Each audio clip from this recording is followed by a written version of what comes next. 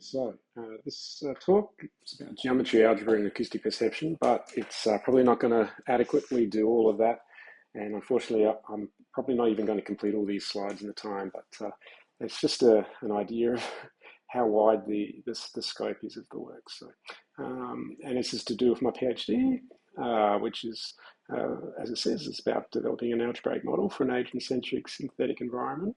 Applied to sense making from acoustic sources within the context of information superiority. I'm going to change that last bit, however, to information support, and I'll try to explain that later. Basically what that means is taking, I guess in broad terms, a holographic view of the world and modelling sound in that manner. So that's holography is all to do with spectral data. And its location distributed throughout space, a region. And of course, keeping in mind there's distance of arrivals of signal trains as well as time of arrivals of signal trains. So this idea that really you're encoding space-time and it's a sampling particular to beamforming and sensors and interferometry. So. And outline of my presentation will be to, as it says, I'll make some opening remarks and try and capture as much as I can, just in case I can't get through the rest of it. And then, my idea then is just to progress through this trail of development that I've gone down in the last, I suppose, 6 months. And really I've been doing this PhD for a little while, but part-time or working full-time, and now I'm back to doing this full-time. So this is, I guess, not quite a year of rabbit hole exploration. So, and a big idea with this since last time was this idea of what number is and what counting is, especially in terms of a computer which has finite resources. It has to manage finite resources and potentially be on a platform that's out in the middle of an environment somewhere. It has to be mobile and able to do things reasonably autonomously, but then know at least, or there's some thresholds to trigger its escalating support or reach back to other services that can help. And obviously, when I say autonomously, I don't actually mean anything concerning decisions that have impact. So only autonomous in terms of data acquisition to a limit. Okay, once one of these sort of agents I envisaged initially had started to notice anything that might be of interest, it should. This should be elevated to human operators. So, and what does that all mean? Especially in the context we have at the moment with military and all sorts of things and globalization and a bunch of things. So, I guess this is looking at how such a system would work, and just restricting myself to audio acquisition. So reconstructing a sound picture, I guess, in 3D that's consistent and valid over space-time. Okay. So this picture here is just to illustrate that the key of all this is the difference between a cube, or what I call discrete lattice, and the sphere view of the world, or the more homogeneous, indivisible continuum or manifold, differential manifold, and these two ideas, and how really both those things look the same. So, but with the cube there and the lattice, that discrete view doesn't have all the points yet mapped out in all the possibilities of the configuration space around it. So it's like a phase space with different configuration positions that some kind of real object or structure could get into in some environment. So, and then at the end, it's reached everything, and it just maps out a sphere, which is you can't actually discern any orientating features on that. So, but just looking at the two, a lot of this work that I'm looking at, it seeks to embed a view of the world that you would get from, say, a pinhole camera, where you would have like a one-dimensional linear subspace that goes through some origin point somewhere. Normally, traditionally, if you're thinking of Cartesian coordinates and all that sort of thing. And then that would be sort of embedded in a two-dimensional subspace, and that is embedded in a three-dimensional, and then that is embedded in a four-dimensional, and so the whole thing's fit together in a mathematical sense there. But this uses projective geometry, and actually, there's a lot of things. There's a unifying sort of sense where it'll utilize hyperbolic or hyperplane geometries as well as needs be. It's a little bit tricky, I must admit, but it's consistent, self-consistent. So anything that's looking at objects in real space or modeling objects in a synthetic environment, and it's using this projective sense of detecting what's around it as an observer with a pinhole camera model. So the origin there would have to be at the observer for that to work. A lot of the time, these things, the further you get away from the stage of action, the more they look the same anyway. So that cube starts to, from different angles, it's easily confused with the sphere anyway. And between the cube and the sphere is an infinitude almost, let's say, of different sorts of possibilities that could be there or forms. So, what looks simple on the surface could be very complex and carry a lot of important detail, is the point of that. So just to get you thinking. So my project comes from some research done prior with in Defence Systems Innovation Centre. This is a while ago, and it was in information superiority at the time. That was a big area, and all to do with how to manage all these remote different sources of data to make sense of them. Now, really, whether it's defence or government or anything else, it's the same kind of problem that's being looked at regardless, and that is, say you're doing science experiments or, trying to map the weather out and get a better forecast. Same thing, you've got lots of data sources, or satellites even, you could say, they're all distributed over large regions of space. And how do you manage that? And there's a trade-off there inherent in that, essentially, where you can't get everything, and you can't scan all of the area, and the further away you are and all of that, the lower the resolution. So how do you square that circle, so to speak? So I guess from that work, there were some outputs that came from a report recommendation to board members, which is sort of really just outlining that probably what's important is to make sure that you support the human in the loop. That's one very important thing.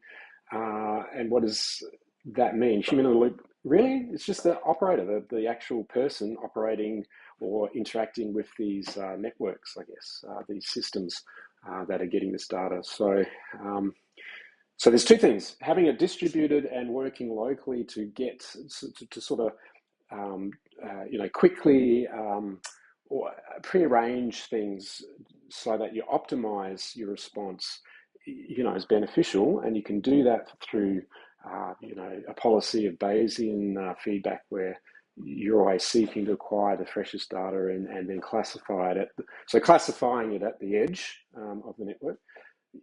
But then, as opposed to centralized processing, but then of course, really what should be also involved is decision making, and that shouldn't be centralized either. That should be edge, as in the operators that are local as well. So how do you fix those two things together? And that's probably not really sort of worked out yet fully, but that's where it's heading towards. And then there's things. So so I've changed my view from the superiority to support, because superiority, the context of that is one of, well, you have to actively diminish the effectiveness or whatever it is of anything that's remote, sort of outside of your immediate network, and that opens up to missteps, basically. Whereas I feel like support is a more of a positive kind of look that I think is more optimal for in general. So I would be going that way. And I guess, part of this starting approach, starting point is looking at, what are the sort of the principles that would guide the work.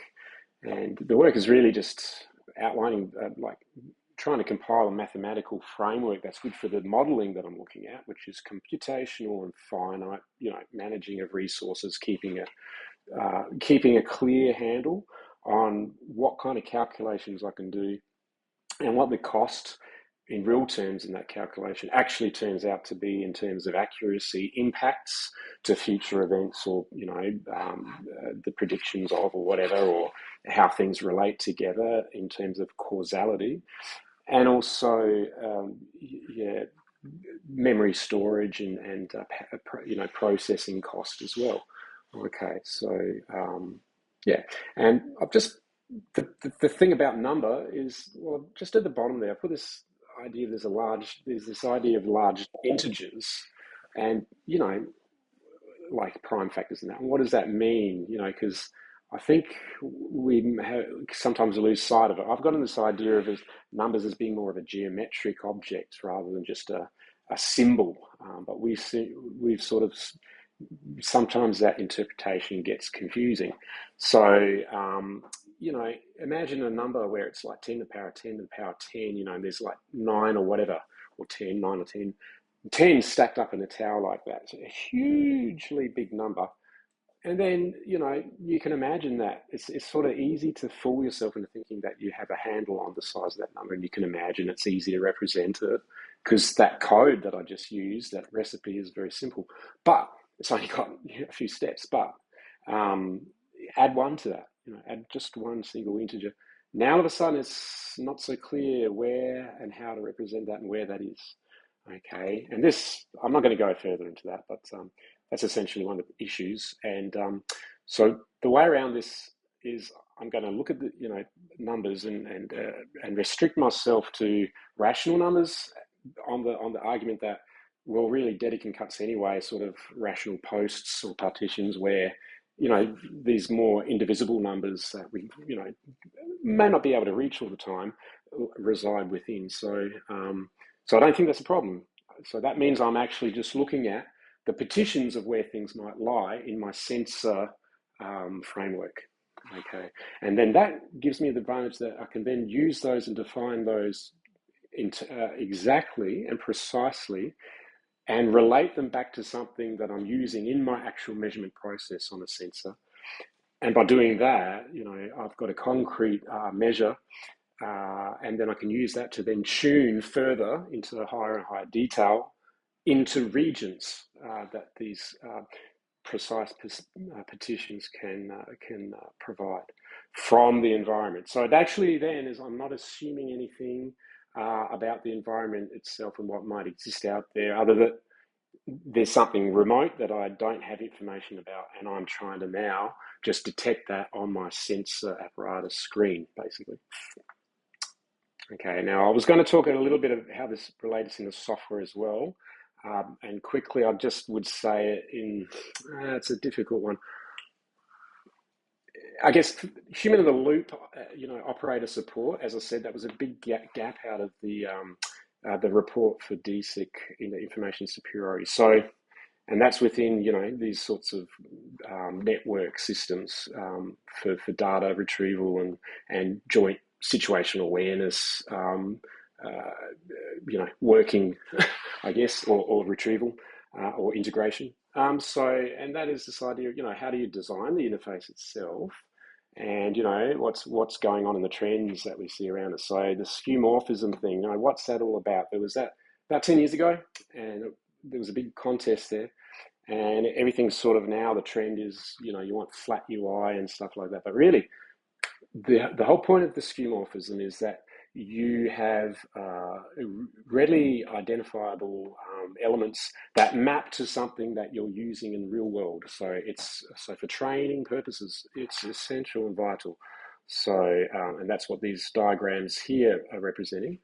But if you look, you know, well, and obviously for medical training, of course.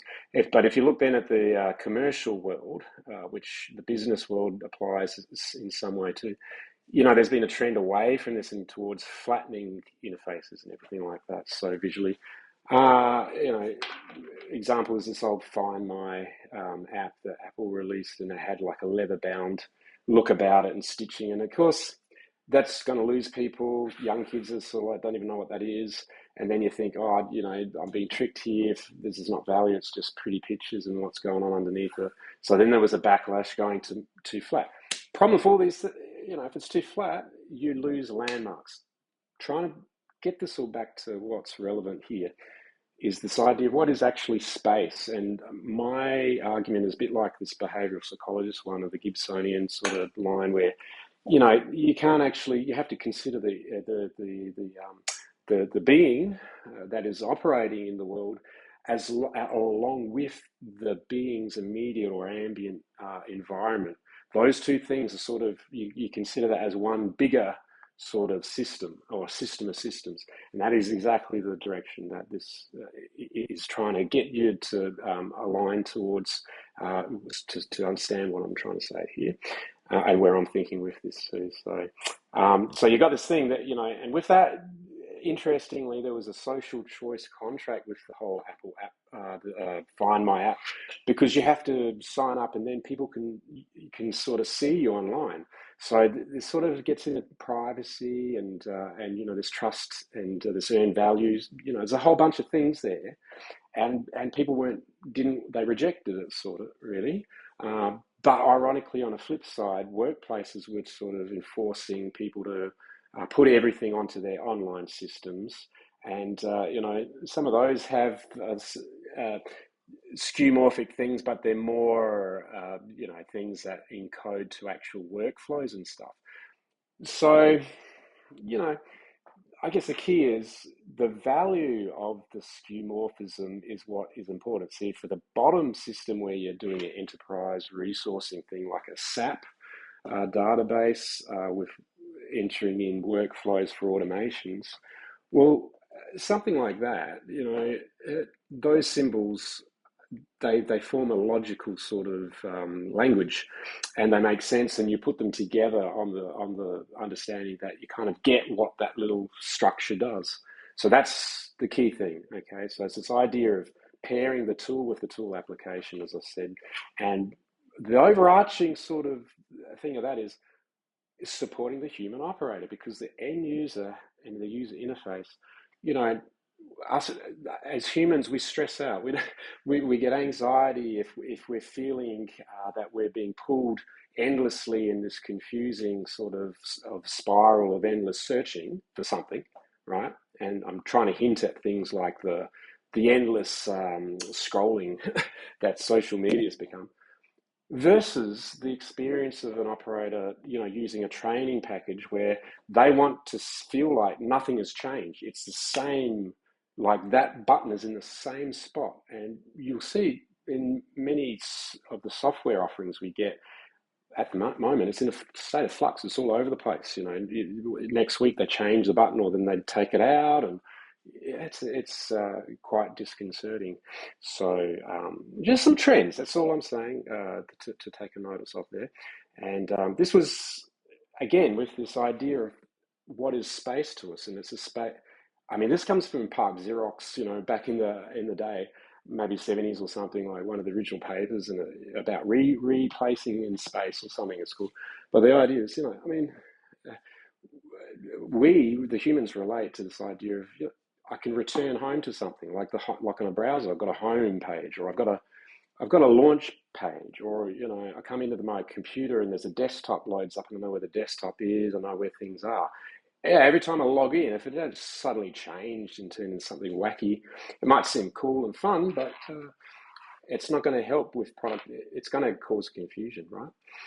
And it's not going to help with building trust in using the system, and it'll be rejected. So here's an example of the transition from books that we used to own and it contained fixed knowledge to then putting it in a CD-ROM and then using this idea of I'm inside the CD-ROM encyclopedia application, and from there I can access everything and I know where it is, and I can correlate things with actual real objects. Yeah, that kind of skeuomorphism I think is important, and it's sort of been done away with, but I think it needs to come back. Problem with it, it's not easy to do, it's time consuming, and that doesn't match with modern society's goals so much all the time of profitability. Now, so if you look on the right there, though, you see this sort of list kind of concept with one of these versions of the encyclopedia, and that's probably more where we're at today. I think it's like endless lists and then nested lists that are nested lists, and sometimes they can keep going, and it's never clear how to properly contain or factor them into senses of stability of information where one can then start to build on or claim, this is a space I can return to. And I think that's something that an operator, human operator, requires. So that's what that page was for. Now, looking at the time, it's probably going to be quite difficult to get through everything here, so I'll try and be selective. So bear with me. So now, just going to look through a couple of thought experiments or actually scenarios, which will relate to what all this is about. So one is this. This is from the Apple Series C, which is about congenital blind people set in a dystopian alternative version of the world. And they have to survive and carry out different things, a bit like tribal warfares between other similar afflicted groups. And so it's just interesting. And what I'm interested here in particular is, he's got this rope that he's holding there, but there's a scene in one of the episodes. It's not particularly like I like the series. It's just something different. Makes you think. There's one where they're getting between different houses or tents and there's these ropes that are all hanging, and there's knots and ropes and there's things hanging on them. It sort of occurred to me, this is a form of communication where you're keeping, you've got a start and you've got like a sequence of things. And if you have a mechanism of how to partition them into different groupings, you could use that as a way for communicating, but also as a way of keeping account of things. And actually, if you think about it, that is kind of how numbers and algebra work to an extent. In terms of when you think of it from a number theory perspective or a group theory perspective, or prime factor perspective, that sort of thing, you start to realize you can actually think of counting and keeping track of things, which is what a computer at the end of the day is doing, in terms of sequences or sequences of sequences or nested sequences. A bit like the rope with the different knots and things tied in it. That you know how to traverse it in a one direction. So you play through it, and you can find things. And maybe there's a way to go back, and so you've actually made like a nice, I guess, a data retrieval system out of something kinetic that you can feel. And you're assured that once you've put the rope in that state, you can go back to it later, and it should still be in that state, unless someone tampers with it or cuts it, which is probably not going to happen, okay? Because you probably put bells on the rope so you would hear if anyone tried to do that. Okay, so hopefully that makes some sense. And again, they want to survive. They don't want to be having to destroy people and stuff like that. They just want to live and enjoy their life. So they're not really applying information superiority. It's probably more sustainment, I would say, within their environment, their ambient environment. So very relevant. And also there's this idea of affordances, and that comes from the Gibsonian behavioral psychology idea of the creature in the ambient environment as a one whole system of systems, and then that means that any way that the creature is going to be able to do anything is sort of a matter of affordances. So what I mean, a quick example is, okay, so I have an arm attached to my body and I have a brain, but they're in different locations and they've got to communicate to each other. And actually, when you look into it, it's not quite straight. It's not immediate that you know, my thought and awareness of oh, there's the glass and I need to pick up the coffee mug. You know, it just instantly goes into the hand and all this sort of thing. The hand is already pre-priming itself already by the feeling and the sensations of contact with the glass, so that everything is working in a synchronicity backwards and forwards. It seems to be that the only then, you know, the availability of what actions I present to me at any moment in time, if we're thinking in a Markovian chain sort of sequence, as me as the observer here, and with effectors and sensors, is, you know, that I'm able to, you know, pick that cup up and drink it by the cooperation of my arm, which is what I would call another whole system of systems or affordances. So you start to see there's a whole, like a fractal sort of structure of affordances that are all working together to actually give me the choice that I can decide to have that, pick up that glass and drink it. So you can apply that to anything to do with an observer interacting in an environment then. And you can say everything is about affordances. So taking that view, what I do, and it also fits in with this paradigm, is I just assume that things exist in the ambient environment, and I don't, you know, and that's all, and that's it. So now that's useful in things like what they call importance sampling, or, you know, establishing priors and how one might go about it, and also how one might go about fusing observations made by other remote observers around me who are in different areas. And how we would communicate those and ensure that we're seeing consistently the same sorts of events. Okay. Now, other ones is bats and moths as well. That's not really looking like a moth, but it doesn't matter. In this one, this is more on a physical sort of lower level, where the waves themselves are coming in, and the moth, the wings, the different corrugations and effects of foils geometrically cause the reflections to, and this is using the holographic assumption as well. You can then shoot false or displace false targets off the moth, so that the bat misses basically what it thinks it's trying to get, you know. And then the bat might sort of counter that with other techniques, and it goes on. It's just goes forever and ever and ever. And this pianos in one room is very similar to the cocktail party effect, but similar, but almost like a jewel of it, maybe.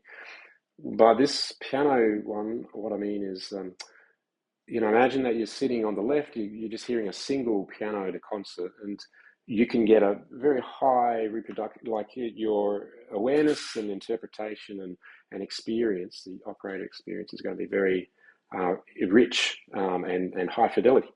On the right, imagine a different situation where now you're just one or two people, but you're in a big warehouse, and now it's filled with lots and lots of pianos. And there was a real performance, similar idea. It was 11,000 actual 50 pianos with 11,000 strings. So that's what it works out to, and you add it all up in this big area. And the sounds, I've heard snippets online. I'm not going to play any now. Go and look it up, but if you can find any. But it's a really weird, and you get this idea of you're floating in a real environment with structure and spatial characteristics, but it's not always easy to pinpoint actual isolated notes or sequences of notes within there. So what I mean by that is, if there was a piano in isolation and it just started playing a recognizable melody in amongst all these other pianos that perhaps were cross-talking with it, how easy would it be to pick out and isolate where that location of that piano is? So that's how it relates to the cocktail party problem. Because the cocktail problem is similar, because there's a sense of I'm interpreting a sequence of notes, which is a signal train, okay? and the other one is coming from the piano. But here it's some speaker, like the lady here or the man here or whoever, or my friend that's just come in. And the problem is that, again, the crosstalk, less dense as the 50 pianos maybe, and certainly easier perhaps because the textures of each of the voices is slightly different.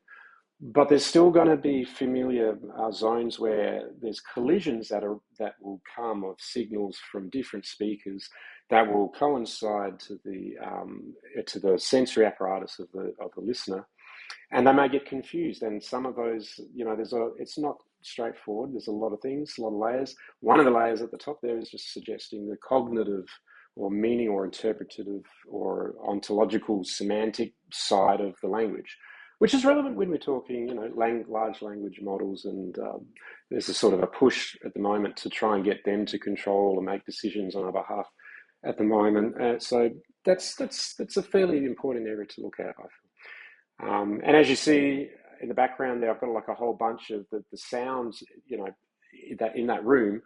There would be direct sounds coming from the speakers, but then there would be reflections from each of those speakers as well. Each one, however, is forming a contiguous train of signals that are all sort of causally connected in order. So what I'm seeking to do with this work is to faithfully capture that order and then preserve it. And as you see, in reality, it means you get a buffer of frames that are all sort of slightly varying, and they form like a four-dimensional movie, if you like, of the sound over time. And this, from multiple input microphones, mind you, or the speaker has 2 ears. I mean, the listener has 2 ears in this context. And that is a holographic spatial distribution. Okay, that's what that is at the bottom. And then behind it there, and then at the bottom is just this breakdown into direct signals, reflected signals, and and then multiple signals, and how they interrelate with reflecting surfaces. Ultimately, reflecting surfaces, at the end of the day, there's going to be a limit where all we can say is it is on a plane, a two-dimensional plane. So I think that gives a clue as to how then all of this fits together. Okay. I've also put in there this idea of the cocktail party effect. Is that this idea sort of related, where you can get information overload, where so many fragments are coming in to the observer that they can't keep them, they have problem processing them in time and making sense of them, and they get overwhelmed. And information overload was one of the other major gap areas in the human-in-the-loop modeling for an interface for users, that are going to interact. Oh. Okay, so next slide here. Now this is looking just closely at the reflections, again, that breakdown of direct in the red there, and then the early reflections, and then the room, this reverberation where they all start to confound and overlap and fall into this background sort of noise. And at some point you cut that off and say, this is the reverb response of the entire room or scene, and so on. So I want to model this in a general way. So it's applicable to open rooms, that is rooms with no walls particularly, or more realistically, scenes out in the field where we're on a flat plain, maybe a salt lake sort of situation. And then you've got sounds interacting then with thermal layers and stuff like that. So I'll go to the next slide. And a lot of this at the end of the day is really taps into the area of complexity management, I call it. I don't want to get too bogged down on this now because, that can take a bit of time. So I've just put this in here because I developed this on feedback from last time I spoke. Someone mentioned that I was talking about this idea of integer grids and using them as ways to donate denote, partitions in space, or regions in space, which then within there you can then go in and start to tune into subdivisions of that space. Okay, and this idea of these integer lattices, and like crystal lattices, and how they interfere with each other. The back layer that's going around as this cube rotates in one direction versus the front layer as it rotates. They interact with our sensory apparatus here visually. And you can see that sort of striping sort of activity that sort of emerges, and that sort of sweeps across the whole, like the whole of the space. So this is an idea of showing how trying to sense data remotely that's distributed through space in a sampled way naturally sets up such kinds of data cubes that are discrete, and it's how that discreteness of points grade against each other. That's actually quite important in terms of the feedback or the room response aspects. And also in terms of, yes, resolution and capacity for what you can actually, fidelity, I should say. Now, this is just a picture of some sound, like standing wave structures. So the idea that even though we don't see it, there's definitely rich structure in there. And I think that one of the bottom right, the F diagram, that's from an experiment where they were detecting shapes, like actual shapes. That could be letters or something that was sitting in a dark room or whatever, it doesn't matter, through a small opening just using sound alone. So this is to prove the holographic nature of reconstruction of the sound waves. There applies as well as it does with light. So, and these are some standing sound waves captured in three-dimensional, these somatic experiments. And basically it's like in a bowl, and you could get some solid colloidal materials suspended in there perhaps, and capture it in some resin perhaps. That's one of the things I'm going to look to try and do. But just to show, again, it's just to show that there's these structures. And so these structures are the ones that are based on the geometry about. And, they're sort of the persistent structural reflective aspects of the surrounding geometry of things that are relatively persistent and fixed. So yeah. Now, although this also came out of the whole, there's a push in government and defence in general for this idea of getting right information, right time, right place. But it's not just for defence. In government and it applies to things like disaster response and emergency response and things like that as well. And really touches on privacy issues and a whole lot of things. The idea was that there's all these expanding data sources, as I said, exponential increase in data. Relates to a lot of things. Big data was another buzzword around that time too. At the moment, it seems like AI is coming in. People believe that's going to be the solution for managing the complexity. But I'm trying to just look at a very more simpler, humbler approach where it's looking just at a simple build up of things, just trying to work out what are the things to keep track of if you're building a system engineering kind of approach to all of this.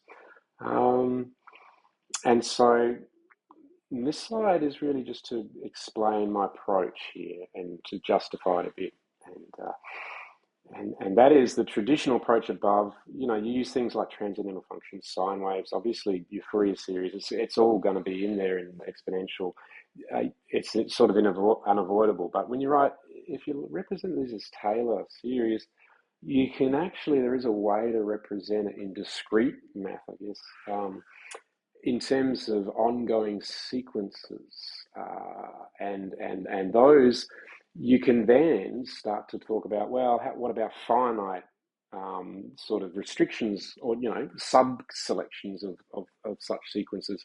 And if there is a mechanism of obtaining and ordering such, I guess they're polynomials really, where you use graph theory and this idea of these diffusion graphs, where it's the idea is the sum of the nodes sum to one, so then you can treat them as fractions.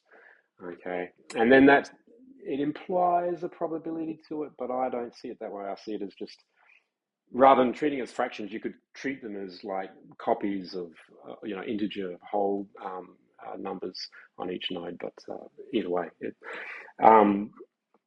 that's the basis of what I'm trying to do. And then all this stuff about so I'm restricting out of the real numbers to just a script, to what the Dedekind cuts might be, or just partition points, and that's all I'm going to need.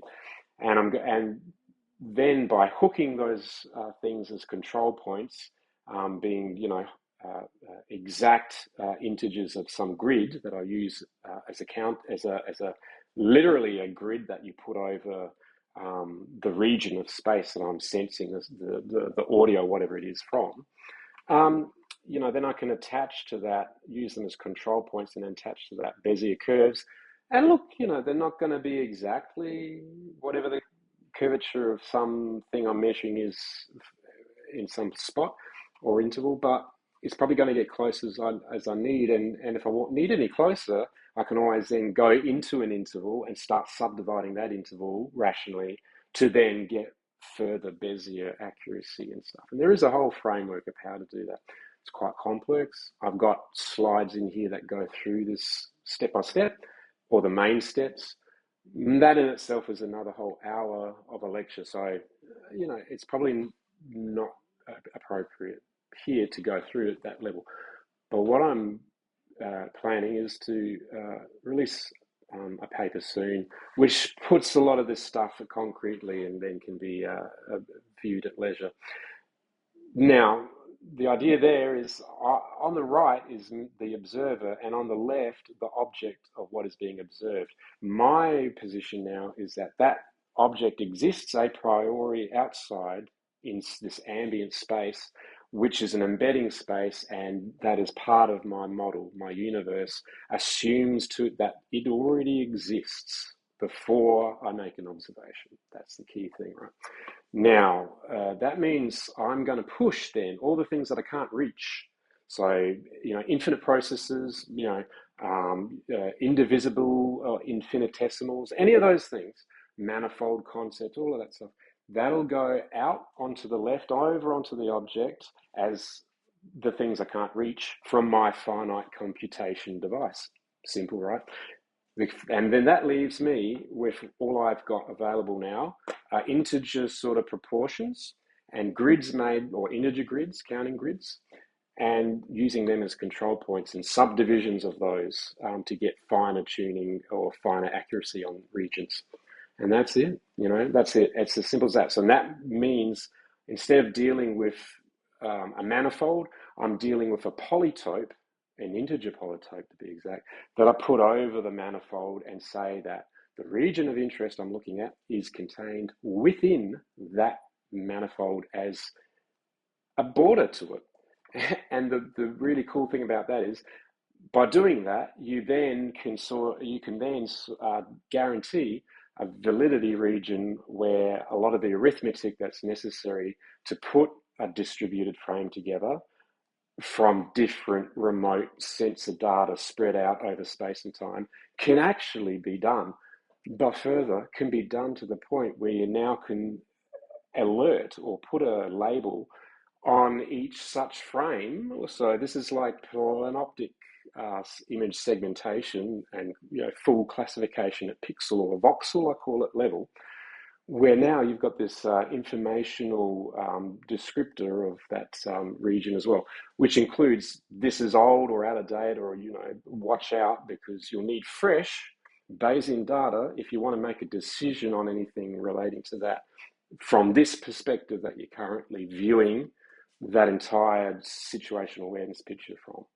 Okay, it's a lot to explain, hence why the slides are difficult to produce. But that solves a lot of problems for me. It makes things computable, means I can miniaturize it, and it's also suitable for information fusion. And it's giving the operator more information, not less, not hiding or obfuscating things. And that's important on the left if we look this idea of ambiguity resolution. And again, this is extremely relevant to spectral data information. So it's the same picture that I got there, but the small version looks like Marilyn Monroe. As you get larger, clearly you can see there's a spectral data at different frequencies in the general for each one, such that they're distinguishable, have been superimposed in a holographic sense. That's how holograms work. And so you can see how injection of false images in there can distort or change or cause confusion. Okay, so very important. Next here is looking at this observer modeling and what my approach with it, and this idea of this embedded observer who's immersed it's essentially a three-dimensional space, but in order for that observer to move through that space or make some choice of a route, so that's like the map part is a three-dimensional map, okay? But then the moving through that is like the Google search, and that can be different depending what time it is and what the state of play of other regions are at that moment, okay? So that's the recurrent Markovian sort of steps that's sort of implicit in this whole thing. And actually everything really at the end of the day is only happening at that step. And so it's all about the previous and the next of those steps, which I call the frame. That's the frame. And it's going to be a sort of duration. Ideally, though, what we want is to align our frame time so that it is, in general, always a consistent gap between when the actual real events that are out there being sensed occurred. And you don't want it too far away. If you're too the frame lags too far behind that, where it starts to impinge on the range of operations that are of concern for you, that's your sort of ecosystem, maybe, is a way to say that, then you've got a problem. So, but as long as it's very small, that gap is very small, so it's what I call pseudo real-time system, and it's going to maintain some sort of parallelism with this this idea of the photonic plane, where the events, that's the core of what actually exists. We can never reach that, of course. There's always uncertainty principle, the Planck length that gets in the way there. So I guess what I'm trying to say is, in general, on a very abstract level, all that we can really do with our detections, and that's even with a biologic, our eye and brain, is that we're sensing signals as they hit the screen, which is really the surface. It's a membrane or surface at the end of the day of our sensory apparatus, whether that's hearing or visual. And so I'm, modeling the 70s approach with visual stuff, but using it for acoustics, and that means, I guess, developing software to do acoustic ray tracing, but with the special methodology that I'm developing. And again, that has to wait until I have published the paper before I can present on that. So, unfortunately, but hopefully that will. I am hoping to do that very soon after this. So, now, I think that's been quite a while. I'll continue. So this is really, now I'm just changing field and just looking at the geometry parts and I guess how that fits into algebra and the history. So just a very quick history: 3000 BC, Babylonian, Egypt, Plimpton tablets. They showed their numerical system with, and then you've got the Chinese Indus Valley, and they're mapped out on that map sort of as well, in those coloured regions there.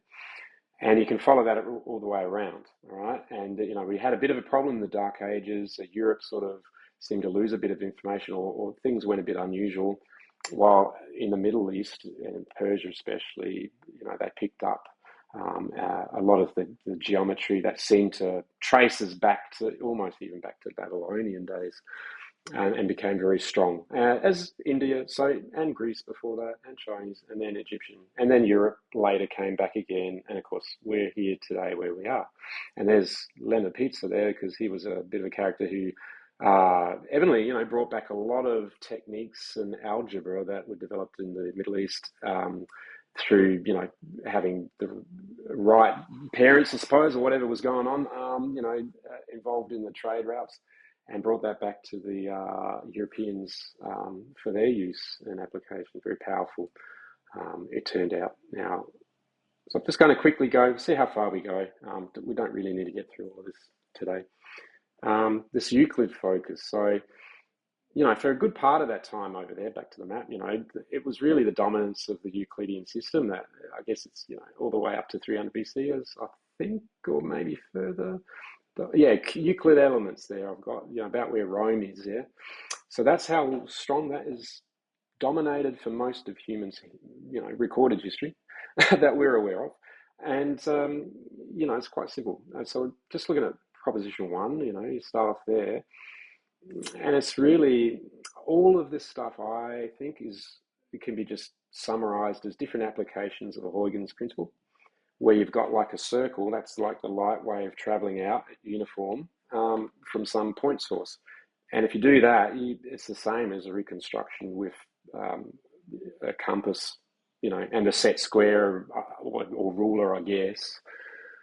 Okay, so the first one there, that's how you get this equilateral triangle. But there's a few things there. There's a choice of 2 points that you could choose. That's sort of not touched in the Euclid manuscript, but these are all the things that are going on there. In the Euclid stuff as well, it talks about, there's a sort of it's very systematic. It's very, prescriptive. So, and it's a constructive method so that you can demonstrate it. So you could demonstrate it to other people to validate what the proof that you're going to apply, that it actually holds, and in case it needs to be applied at scale, for example.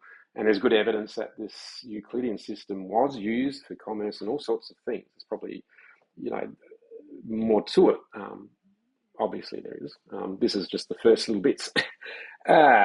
Let's go to the next one. The next one here, again, it's the same. It's just an elaboration on the one before. It's still the same, but now you're able to sort of displace from a point. So you've got a segment, and then you can copy a translation of something somewhere. Yeah. So that's, this is a way to construct that too. So at a given point to put a right line equal to a right line given. So it's, how do you translate a copy of something around of a right? Using this method where you can verify it. You see, so it has its own built-in what you would call verification and validation methodology, and a one-to-one sort of stepwise increment to it, so that now, maybe for maths and other things, this sounds a bit boring, but from a system engineering perspective, this is the heart of the matter when you go into building complex systems, is how do I validate these things? And especially so with software systems. This is a crucial problem facing everyone in defense right now, I believe. Yeah, and so now we get to this, and they're all very much the same is what I'm trying to imply here.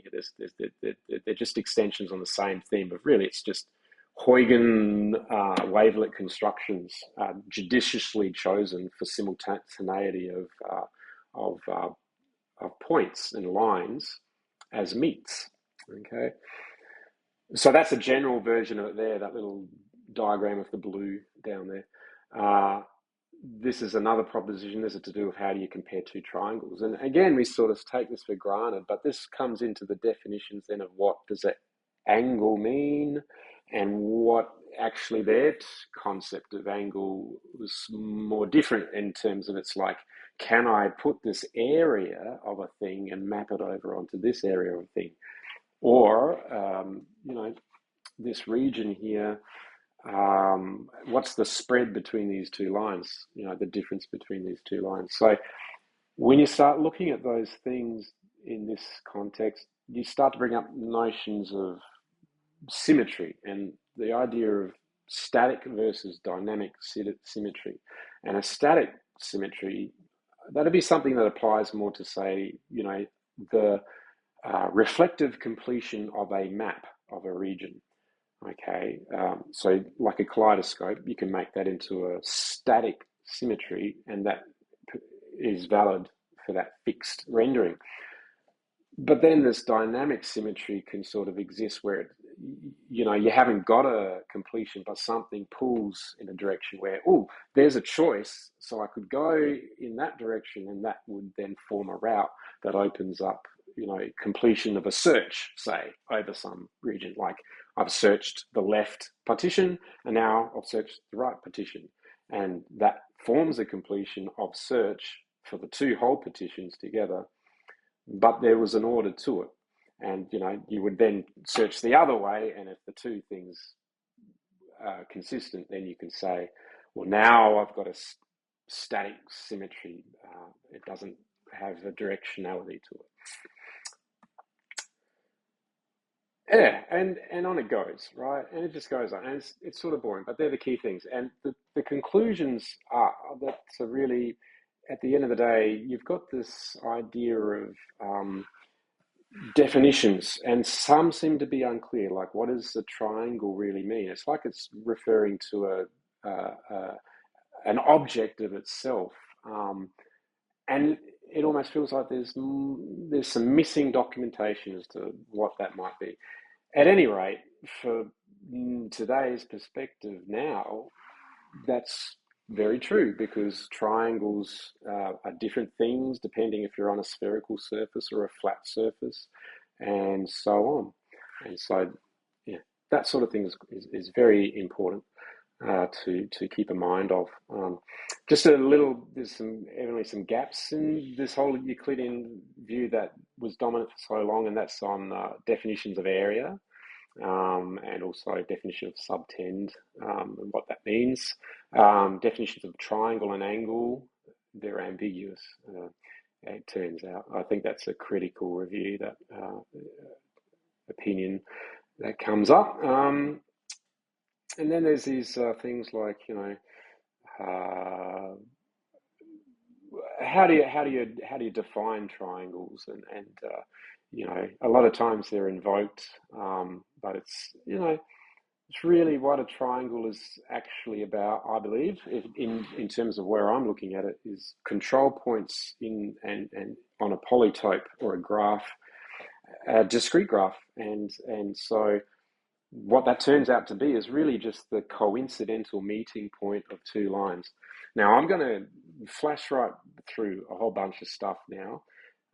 This was going to be a sections on counting a number and symbol, and the whole idea of substitution of a sense of a measure, like a proportional measure, in exchange for a symbol, where the trick is, if you lose that proportion of what the symbol means, that is a problem. And I feel like there is some evidence that that's occurring somewhere in mathematics today, but it's going to be too deep to get into that too much. So, but nevertheless, the crux of all this is that really numbers, in the way I'm considering them for this acoustic representation in software, it should be thought of as in geometric terms.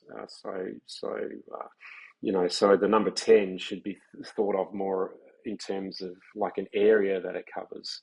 And I can show you that here.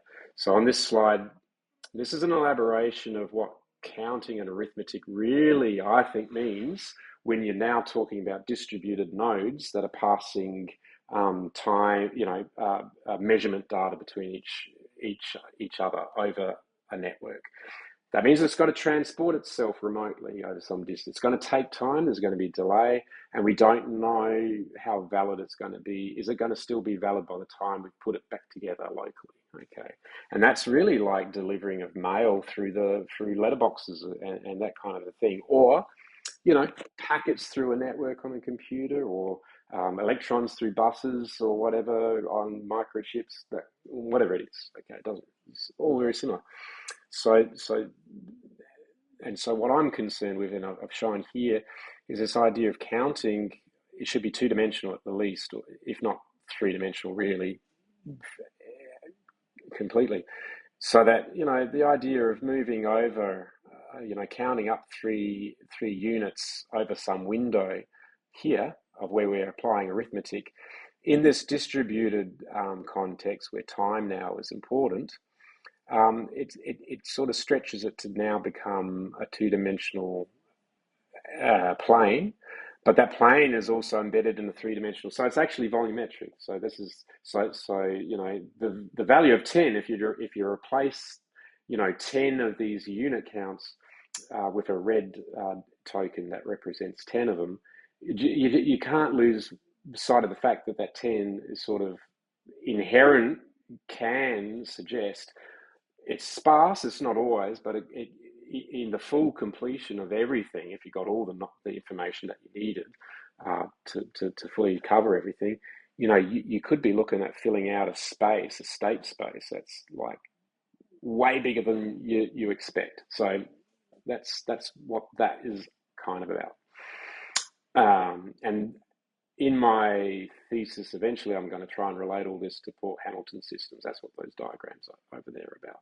And this was showing this very low level idea of counting and how would you, going back almost to block arithmetic with just blocks and counting blocks. This is actually how the computer, at the end of the day, needs to do these things. What's going on and what do we notice and how can we manipulate these areas? What's the biggest area that we need to conceivably hold, different relationships here? There's completions. It's sort of, you're getting into like what they call Maxwell's sort of mathematics rather than matrix. But it's very related, or sparse matrices, I suppose, is another thing. So that relates obviously to so my project, which is about beamforming at the simplest of these acoustic things, in time as they move around. So it could be a speaker in a room. Let's just say, keep it simple. They're walking around, and you're trying to reconstruct a consistent spatial containment. So that's going to have these different projections. And so what I'm looking at down here, this is the idea of the different projections you can get at any moment over a three-dimensional spatial region. Okay, so you can get it on the projection on that wall of that diamond shape. Looks like a square there. Here it looks more of it's slanty like there, and down there it looks squarish or something in between. Okay, so that's that those things have to be put together, and when you start doing that over space and time regions, all of the distortions you get from perspectivity, parallax of different proximal layers, that are further distances away from a sensor, all of these things start to come into play and need to be considered. That's what that's trying to illustrate, and a lot of this can be related to computer graphics. So the idea of a viewport frame, but also isometric, or actually, just to keep it simple, what drafters do. So drafting, you have to capture a top view, front view, side view, and then, there's a projection of how those things go together to render, a perspective view. Now, this is getting into this idea of using discrete grids and this idea of these patterns of of what you can actually encode depending on how large a grid you're using. So and then using that as a mechanism to develop an alternative to Fourier series. Probably more, this would be more like a spirograph.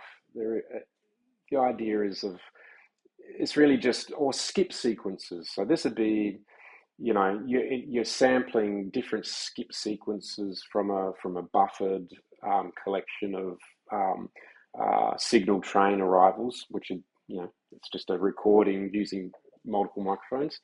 And then by going over it at different sort of spacings, you can unpick the persistent features over time. That's what that's doing, I guess, in a nutshell. And I suppose this is probably going to get, I'll wrap it up now, but overall, because these spectral holographic aspect of the acoustic scene becomes apparent using movement. So you have to move because that changes your aspect of arrival of signal trains onto the sensor, so that then you start to see, how the more distant regions transform compared to the closer regions, and you can properly capture holographic information as it progresses. And that naturally brings up this notion of movement and of process. So, and that's how I'm planning, that's the way I'm planning to encode the time aspect of this, is in terms of a process parameter. So it's parameterized curves, and modulating that over the interval 0 to 1, or 0 positive to 1, and using that to represent the notion of movement of decisions. So really, it's routing, or how does it sort of a mechanism of selecting and moving along routes through, I guess, this sort of topology of the environment that you're also integrating with it by taking the reflection signals trains from the environment together with direct signals from actual signal sources that are out in the environment as well. And yeah, that encodes to these, at a very smallish level, it encodes to these basic movements, which are really ones that you can map to a cubic lattice. Okay, so, and really that I'm suggesting decomposes into the various versions of ADE graphs, representations, which are, you have the AN sequence as being like a linked list. That's the one on the bottom where you'd just be moving in a constant direction.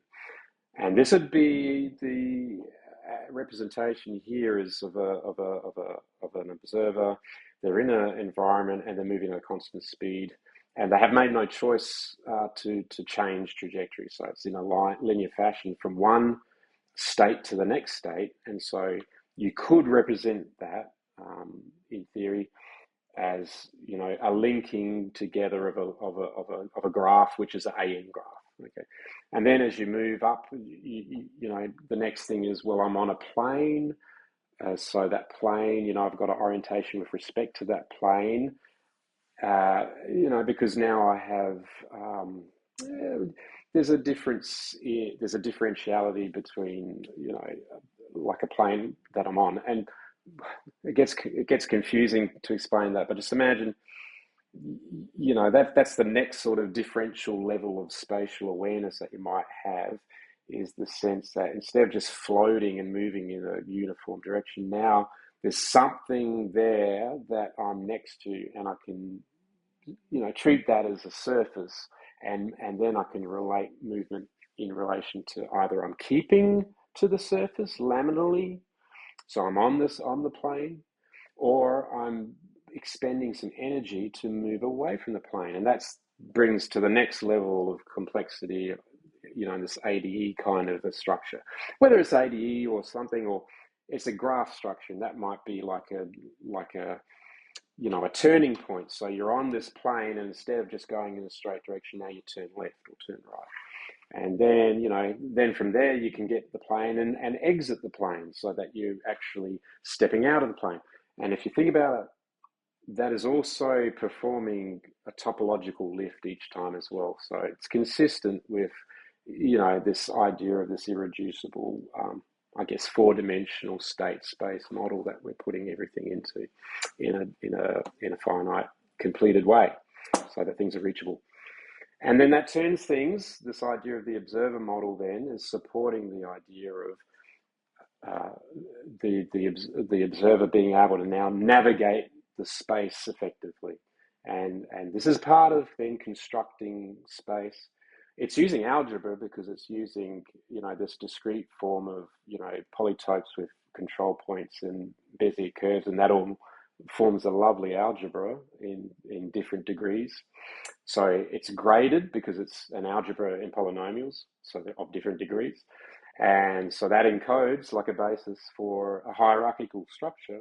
And you need a hierarchical structure to be able to uniquely address all the locations in a space-time consistent causal model. That's probably about all I can really go into at this stage until I deliver this paper. So thanks for your time.